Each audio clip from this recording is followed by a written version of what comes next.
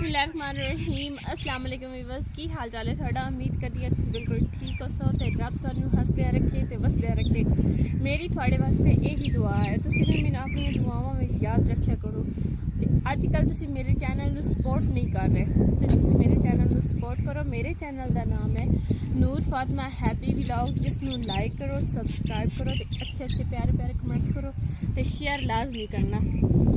अजकल तुसीं ज़्यादा मसरूफ हो गए उस गुंदम दे विच कणक दे विच मसरूफ हो गए उस जिस वजह तो तुहानू टाइम नहीं मिल रहा मेरी वीडियो वेखण दा। तुसीं थोड़ा जिहा टाइम कढ के मेरे चैनल नू सबसक्राइब करो लाइक करो ते अच्छे अच्छे कमेंट्स करो। ते असीं भी मसरूफ हो गया मैं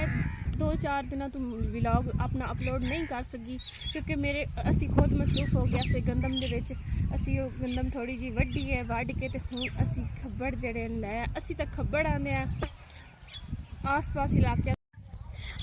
के इलाकों में पता नहीं इसमें की आते हर किसी की अपनी अपनी जुबान है। असी तो इन्हू खब्बड़ आने असा खब्बड़ लै आते तो हुण अस बननी कणक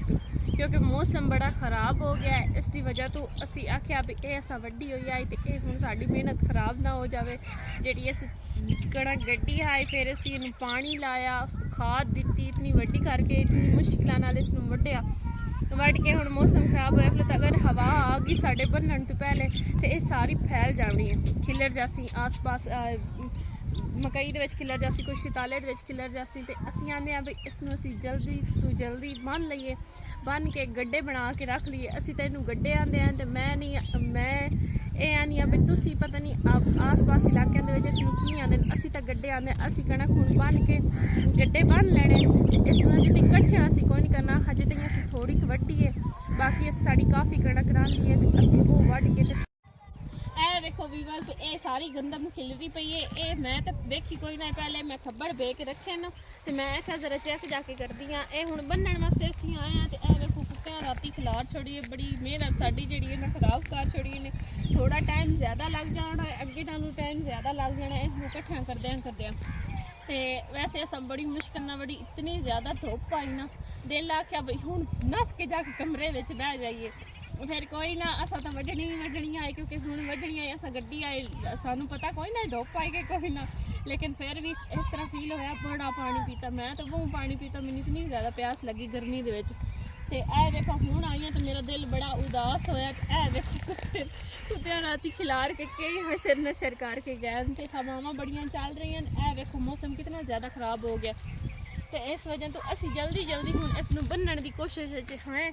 बई हुण मैं भाई होरां नूं बुलाया व्यूअर्स असी आ गए हैं खब्बड़ भी मैं लै आंदा बह के ते दातरी भी लै आंदी इसकी मदद नाल कणक कट्ठी होनी है तो इसकी मदद नाल ही अस गड्ढे बनने जेडे दातरी बड़ी कम की चीज़ है। असी हुण इसनूं लवार कोल तैयार करवाया है इहदे नाल असी कणक भी वढ़ लैंदे आ पट्ठे भी वढ़ लैंदे आ मतलब पट्ठे शताला हो गया मकई होगी ज्वार होगी बाजरा हो गया जिस तरह का भी इहदे नाल असी लोपर भी लैंदे आ ते वढ़ भी लैंदे आ ते इहदे नाल असी बकरियां बुकरियां रखी हुई ते असी शतूत दी जिहड़ियां शाखां है ना वो भी पट के इहदे नाल वढ़ लैंदे आ ये बड़ी कम दी चीज़ है। उस तो बाद ए हुण असां इसदे बनावने छोटे छोटे टुकड़े करने इसका असी साइज देख के मतलब कि जिड्डा कसा गड्ढा बनाना है ना उहदे ए असां कट्टने कट के ते बनाने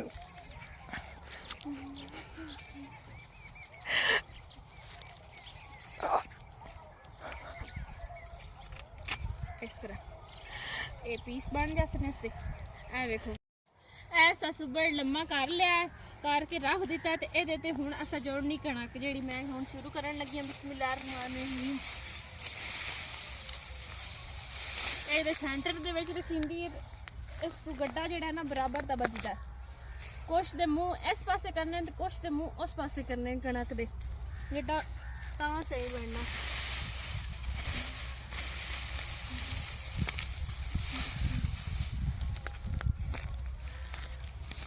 इहदा रस्सा जिहड़ा है ना वो सेंटर विच हुंदा ते तां ये बिल्कुल ठीक बेहतरीन बच जांदा इहनूं चाह के तुसीं जिथे लै जाओ फिर सही जासी फिर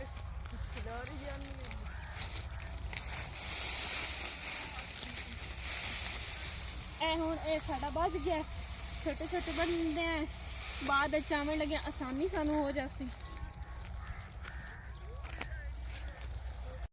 ਹਾਂਜੀ ਵੀਵਰਸ ਇਹ ਵੇਖੋ ਸੂਰਜ ਕੁਝ ਇਸ ਤਰ੍ਹਾਂ ਦਾ ਨਜ਼ਰ ਆ ਰਿਹਾ ਹੈ। ਸ਼ਾਮ ਹੋ ਗਈ, ਮੌਸਮ ਬਹੁਤ ਜ਼ਿਆਦਾ ਖਰਾਬ ਹੋ ਗਿਆ ਹੈ ਤੇ ਸੂਰਜ ਵੀ ਆਪਣੇ ਕਲਰ ਚੇਂਜ ਕਰ ਰਿਹਾ ਹੈ। ਇਹ ਵੇਖ ਲਓ ਕਿੰਨਾ ਜ਼ਿਆਦਾ ਮੌਸਮ ਖਰਾਬ ਹੋ ਗਿਆ। ਅਸੀਂ ਹੁਣ ਜਲਦੀ ਜਲਦੀ ਕਣਕ ਤੇ ਬੰਨ